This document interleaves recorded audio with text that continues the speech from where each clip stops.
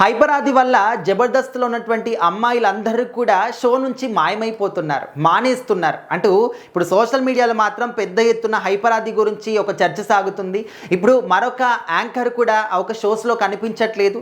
So one of the reason ఏంటి అంటే hyper ఆది వల్లని, ఆయన మాట్లాడే మాటల వల్లని అంటూ మనం మాట్లాడుతున్నాం.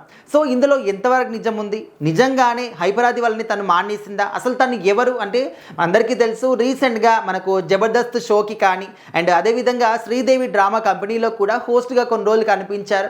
సో తన పేరే సౌమ్య అన్నమాట. తను కన్నడ అమ్మాయి అయినప్పటికీ కూడా స్టార్టింగ్లో కొన్ని సీరియల్స్ చేశారు, అదేవిధంగా సినిమాలు కూడా చేశారు, వెబ్ సిరీస్ చేశారు. సో ఆ తర్వాత మన టాలీవుడ్లోకి వచ్చేసి ఇక్కడ హోస్టింగ్ చేస్తూ తనకంటూ ఒక ప్రత్యేకమైన గుర్తింపును సాధించి పెట్టుకున్నారు. అంటే తను మాట్లాడే విధానం కానీ, వచ్చి రాని తెలుగులో మాట్లాడడం, సో ఒక అనేది అందరికీ ఆకట్టుకుంటుంది అనమాట. చాలా కనెక్టివిటీగా అనిపిస్తూ ఉంటుంది తను మాట్లాడుతూ ఉంటే. సో అందరూ కూడా ఆ విధంగా ఆదరించారనమాట.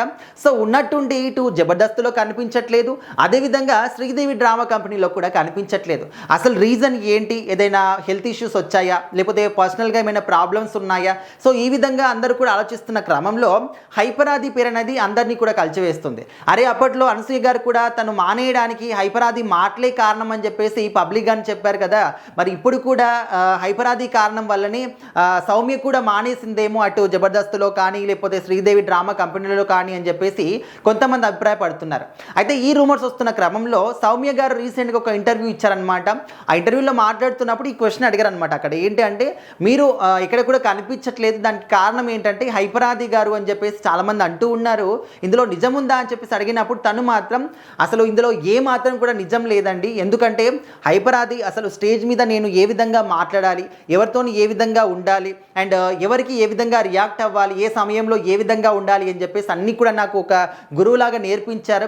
సో అలాంటి పర్సన్ వల్ల నేను మానేస్తాను అంటే అందులో అర్థం పర్థం లేని ఆరోపణలు అన్నీ కూడా ఎవరు కూడా నమ్మకండి అని చెప్పేసి, కొన్ని పర్సనల్ ఇష్యూస్ వల్ల నేను కనిపించట్లేదు, తొందరలో మళ్ళీ వచ్చేస్తాను అని చెప్పేసి చెప్పారనమాట. సో తను చెప్పిన తర్వాత అందరూ కూడా ఈ యొక్క వివాదానికి ఫుల్ స్టాప్ పడింది అని చెప్పేసి మళ్ళీ మాట్లాడుకుంటున్నారనమాట.